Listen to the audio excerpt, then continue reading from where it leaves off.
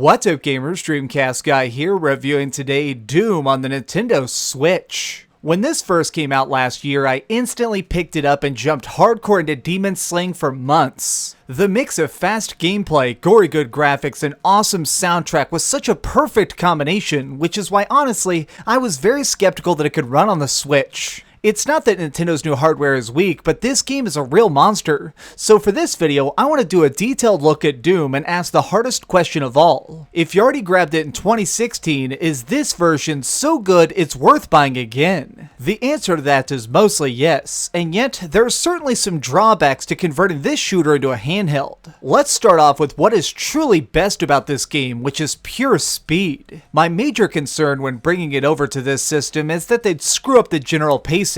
After all, the reason Doom is so addictive is because you don't have to deal with reloading, item management, or any of that nonsense. If you have a gun in your hand and enough hunger to keep moving, this is still such a fantastic experience. The frame rate is locked at 30 FPS instead of 60, but it stays very steady whether in docked or in handheld. The only dip in performance I found is in certain outside areas when I was blowing up barrels. Managing to put out this solid frame rate on such a small device does come at a cost. The visuals have taken a noticeable step down. I wouldn't say it's so much that you're going to be shocked, but if you're someone like me who put 80 hours into the PS4 version, there does seem to be this vague blurriness to your surroundings. As you can see, texture qualities have been made lower resolution. This comparison shows that the difference really comes down to the smaller details. During the opening chapters of the single player, this took a tiny bit to get used to, just because I'd spent so much time in this world looking a different way. And yet, once my eyes adjusted, I honestly didn't even notice. It's easy to forgive the graphical shortcomings though, because this is still 100% the full-size Doom we loved last year. Shotgunning demons, double jumping over walls, and using power-ups is still just hilarious. I found myself really taking my time more than I had in previous playthroughs to really pay attention to the bonus objectives for each area and searching out extra secrets. The ability to take this shooter anywhere really altered the dynamic substantially, since you can explore stuff for a few hours or just a few minutes on a lunch break. There's also a lot of conveniences built into the game itself that make it easy to just play in short sessions.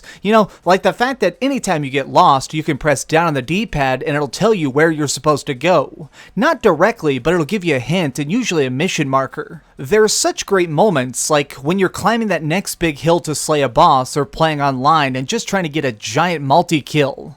It's nice to do stuff that you wouldn't have expected. Something I found myself putting a bunch of hours into is the arcade mode, which essentially lets you skip the plot in favor of glorious chaos. This is really where I think Doom on Switch is most perfect. Whether I'm racking up millions of points, struggling to find more bullets, or screaming when I die, it's better than ever here, but this does bring me to a major downside. If you happen to play Doom on Xbox One, PlayStation 4, or PC, there is an entire extra mode called Snap Map, a feature that let people build custom levels for others to download and try. It was so cool because the community around it was extremely creative with how to use the limited tools. Unfortunately, it's removed in the Switch version, which is understandable but still kinda sucks. It's not really a huge issue, and yet for fans like me, it feels weird that it's gone. Moving past that, let's talk about the two major features added to this interesting re-release. First off is of course Handheld. The main reason most people are probably wanting to buy this title is for the portability aspect. I can confirm that it runs very well like this. However, I kept running into minor glitches. Like, for instance, this. I was filming this clip and my audio just randomly cut out.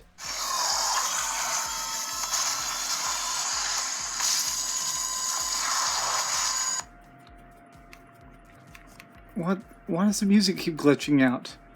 There's literally no sound coming out of my Switch right now. Full volume.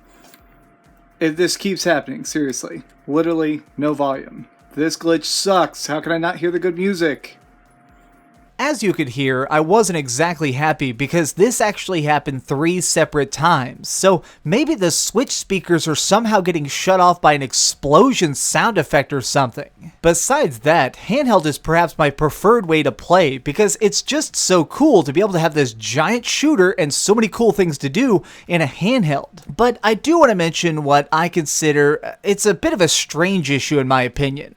This feels like the only game I've gotten for the Switch so far part that I think requires a Pro Controller. There were several occasions where it felt totally mandatory to have one, that way I could aim more precisely. Since speed is your strongest weapon, being able to quickly turn and shoot is really important, and the default Switch Joy-Con controller didn't feel like it was enough. The really tiny sticks on this thing made it where I was just barely turning or flipping to the other side. There wasn't a happy in-between, so I ended up almost exclusively playing this with a Pro Controller just to make it where I could actually function, especially during some of the tougher encounters. While testing out different controllers and doing my best not to die in the process, I figured it was time to test the motion control stuff. From what I can tell, there's really only one thing they added in, and it's the ability to punch. You can basically do a melee attack by swinging the right Joy-Con or thrusting the entire Pro Controller forward. It's rather silly to actually punch in real life to punch in the game, but it's nice. And it also has the added feature of, if a demon is stunned nearby, you can do a glory kill like this. I don't honestly ever see myself using this because it's just not quite practical, but it's at least funny.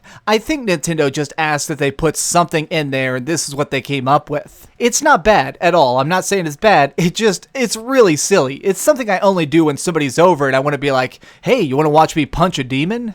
Really, stepping back and taking a look at the entire game as a whole, this is awesome. It's great to have such a fun game as a handheld, and I think that that's probably what it's best for. If you're looking for the best experience at home, this probably isn't for you. The other versions just obviously have slightly more features and a little bit better graphics. But for those craving some bloody enjoyment on the go, this is definitely for you. Okay, so we've heard some good and some bad, but let's over to the ratings board and put a big number on it. I am giving Doom on the Nintendo Switch an 8 out of 10. You know what kind of blows me away is I was talking to a lot of subscribers before I actually filmed this, and a lot of people told me that they've never played Doom. They were waiting for this port, and so it's so cool that they're finally getting to play it. If you have never tried this game, if you've never even seen a demo, get this. Seriously, it is still so fantastic. Right after I'm done with this video, I'm going back to play even more arcade mode because I just can't get enough of it. Thanks so much for watching, gamers. If you enjoyed this video, please give it a like, share with your friends, and subscribe if you haven't already. But do me the biggest favor of all and keep dreaming. Hey, I just want to say a special thank you. I've been getting crazy subscribers this week, and it's just nuts. Thank you so much for posting my videos all over the place. It just helps more than you could possibly imagine. You rock. Oh, hi. I'm just working on the next video. If you want to see what it is, go ahead and click this button and you can subscribe. Also, if you click these video links, you can see my latest review and my latest top 10. Now I'm just going to sit here for a minute and wait for you to subscribe. Oh, I guess I could put on these giant glasses. I literally found these on a roller coaster.